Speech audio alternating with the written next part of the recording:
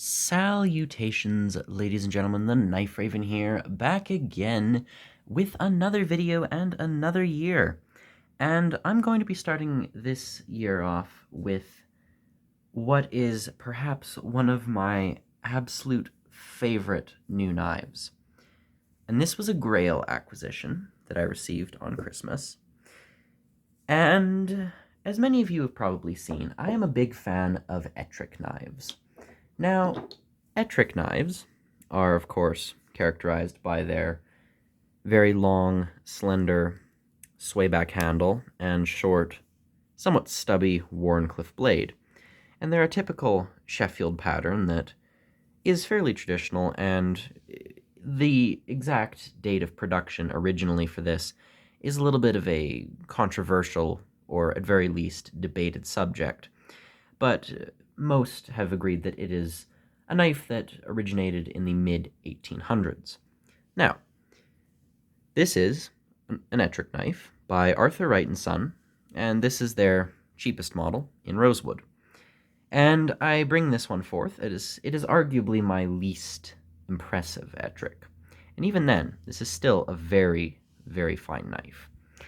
But today, I'm going to be taking a look at an Ettrick from Michael May. Now, for those who have seen my more recent videos, you would recall that I reviewed this knife, also by Michael May, and this is a Barlow in Bocote wood, and it's a very, very nice knife. I spoke very highly of it, and this was the first of 3. And the second knife of this batch of 3 is perhaps one of my ultimate Grail acquisitions. And I've said that before, and I'm sure you're getting sick of it, but here it is. A Michael May Ettrick in Bog Oak. Now, I have showcased an Ettrick by Michael May before. However, this was an Peach-pruner featuring a curved Peach-pruner blade as opposed to a straight Wharncliffe. And this was in elm. Very, very much enjoyed this knife, and I still very, very much appreciate having it in the collection. It is quite unique, and one that I carry quite a lot. But today, we're having a look at a more traditional Wharncliffe Ettrick in perhaps my favorite material. And here is the knife. So, for starters, you have Michael's traditional polished brass. That's why I brought out the very small dusting gloves, just so that the fingerprints won't be a constant issue. But beautiful shiny brass. I love the look of it, even though it can be a bit of a nuisance, as I'm constantly having to shine it. Every time I take the knife out, fingerprints are a plague. But beautiful, beautiful sheen. And again, with Michael's Ettricks, they are double bolstered, as opposed to an Arthur Wright, which is single bolstered. Also, note the nickel silver, as opposed to the brass. And the difference in bolster length, as the Michael May is around twice that of the Arthur Wright. So without further ado, let's open the knife up. Nice nail nick. Can't exactly pinch this one open, but the pull is very, very mild, I'd say. I've never been terribly unhappy with the pulls on most of my Ettrick knives.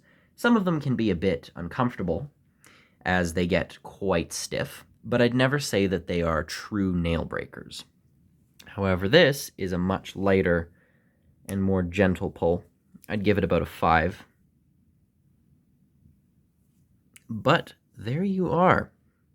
Here is your Wharncliffe blade. And just that appearance, that design of the swayback and the Wharncliffe blade, I mean, that profile is just gorgeous.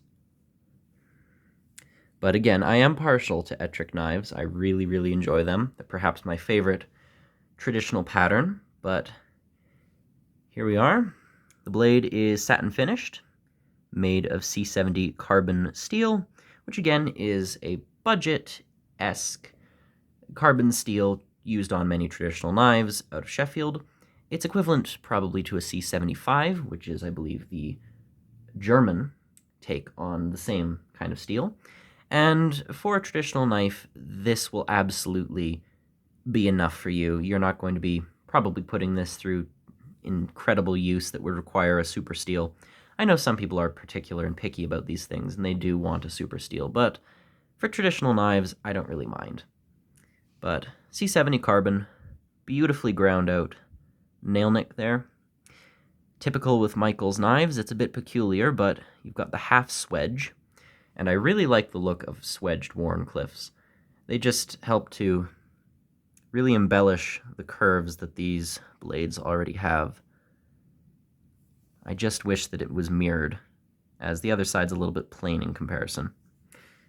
I do have an Ettrick that is swedged on both sides, and it's this one by Arthur Wright. This is perhaps my nicest Arthur Wright Ettrick, at least in appearance. This is an olive wood, and you can see that there is a nice swedge going the length of, well, most of the length of the blade, and it does mirror on to the other side, tapering down to a very fine point. But Michael's knives tend to have this somewhat strange swedge only on one side, and I suppose you could call it a trademark, or I find it hard to believe that an expert knife maker such as Michael would always consistently forget to put the swedge on both sides of his knife. But, you know, it is what it is, it's not bothering me, and I like the uniqueness. But there you are. So, also on the blade, blade play is absolutely non-existent, which is excellent in any direction. Just a very nicely put together knife. You've got your M. May tang here. Just wipe some of the oil off.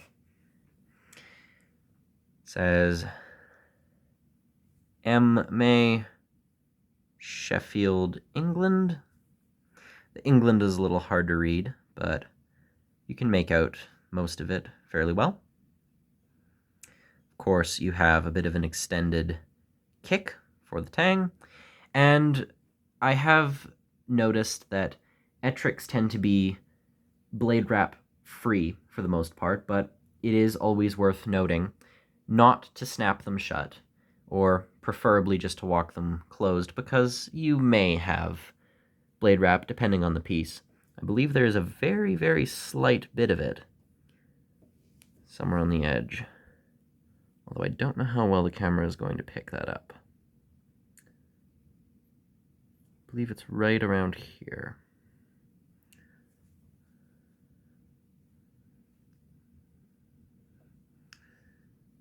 Having a bit of issue focusing the camera, but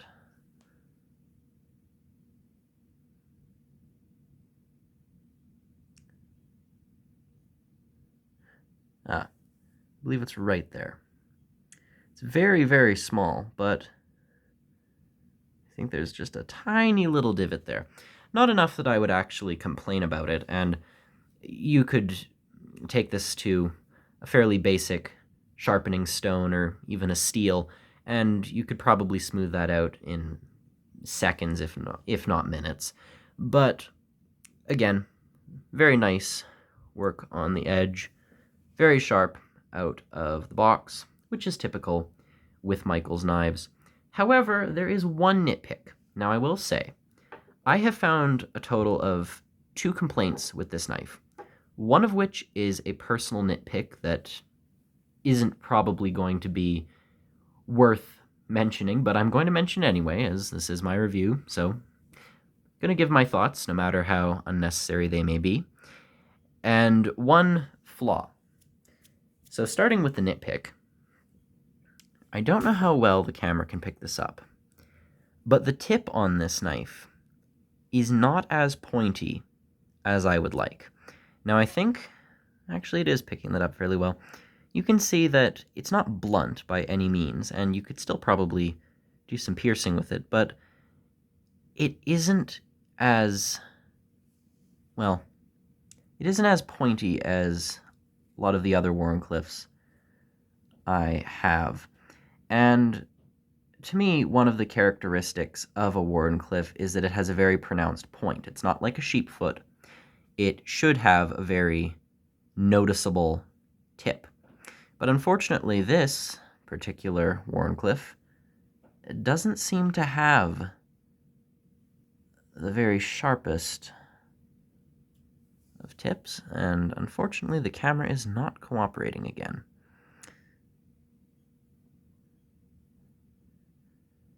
But I don't know how well that can pick up, but the tip is not as sharp as it could be. And again, this is just a nitpick, as you could sharpen it yourself and get it to an appropriate level of pointy, but that is just one very small gripe on my part. But by no means does it ruin the knife. Absolutely not. Of course, you have transitions, which are seamless on this piece. And the pins, I notice with Bog Oak handle knives, you tend to have a little bit of, how shall I put it, texturing. And the handle itself has a bit of a coarser texture than, say, buffalo horn. Here's an example of that. This is buttery smooth, and that is just the nature of the material. Granted, if sanded incorrectly, it can be coarse, but usually buffalo horn is one of the smoothest handles you can get. Bog oak, on the other hand, being an oak wood at its core, it tends to be a bit more coarse. And so for that reason, if you feel around the pins, you can very, very, very slightly tell that they're there. But by no means is it a problem. I'd actually say that this knife, this Barlow and Bocote, is worse for the pins, as I don't know, again, how well the camera can pick this up, but the pins are actually raised enough on this model that you can see them if my camera would ever choose to focus. There we are. You can actually see they stick up a little. So that is a bit worse. This actually happened a few days after I discussed this knife, as, again, wood swells and shrinks with temperature and moisture and such. And so when you purchase a knife with a natural handle such as this, there is a chance that your pins may start out flush and then become a bit more noticeably coarse, and vice versa. But that is by no means a flaw, at least not to me. The filework is beautiful as always and uniform. The transition from the spring to the blade is very good. And there is no gapping on this knife whatsoever. I have held it up to the light. Nothing really shines through. You could almost make a very slight argument that there's a tiny, tiny little bit of gapping here, but you can't even see it. And holding it up to the light, very little shines through. But for the most part, this knife is very cleanly put together, and that I am happy for.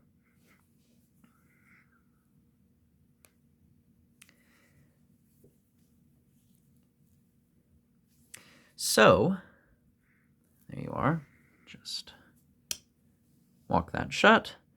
As for the blade, got some lint there.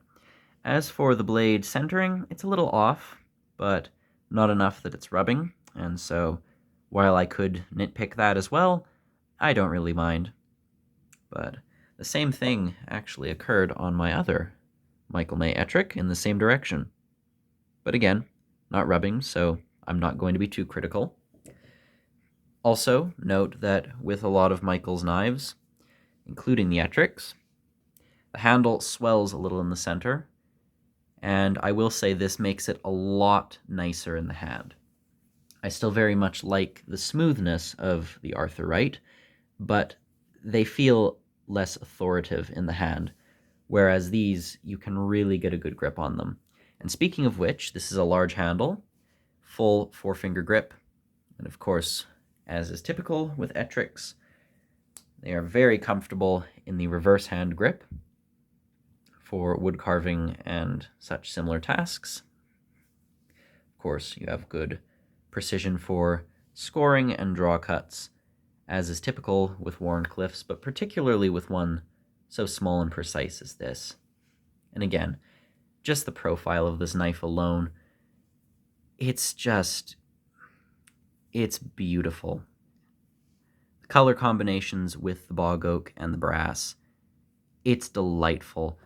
This is just a beautiful, beautiful knife. Very nicely weighted as well. Do a quick measurement here. I believe most of the Ettricks I have are identical, but I will confirm that briefly. You are looking at just around 6¼ inches overall length, 2¼ blade length with a sub 2-inch cutting edge, so very much UK legal. And the handle, just to give you an idea of how big it would be in your pocket, is just a little over 3¾ So again, larger handle, but a much smaller blade. Now, the other flaw I can say that there is with this knife, and this is the only real thing I'm going to be complaining about, and even then, I can't complain about it too bad. When open, the back spring is perfectly flush, no complaints. But when closed, the back spring is a little bit proud. Now, this is interesting, as this is probably the most consistent complaint I have with Michael May. And again, take that with a grain of salt, as I don't generally complain about his knives very much. But for whatever reason, raised springs seem to be his consistent failing, I suppose. And on this one, it was the opposite, where the spring was slightly raised in the open position, but is perfectly flush when closed.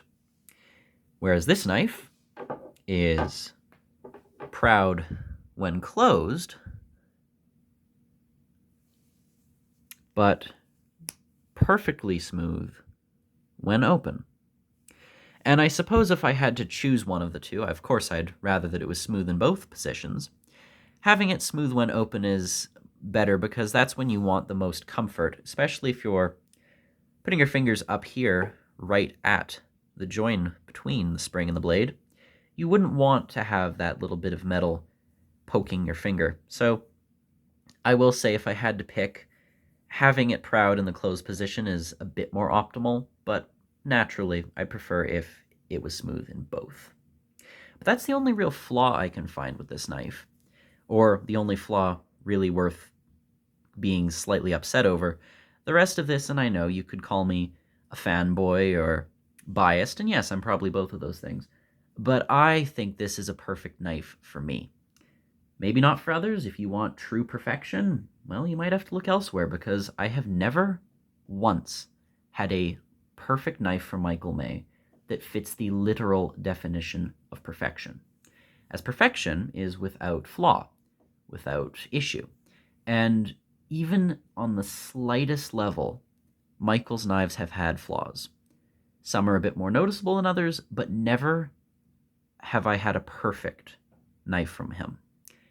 But to me, on a personal level, I would say that his knives are perfect, and this is no exception.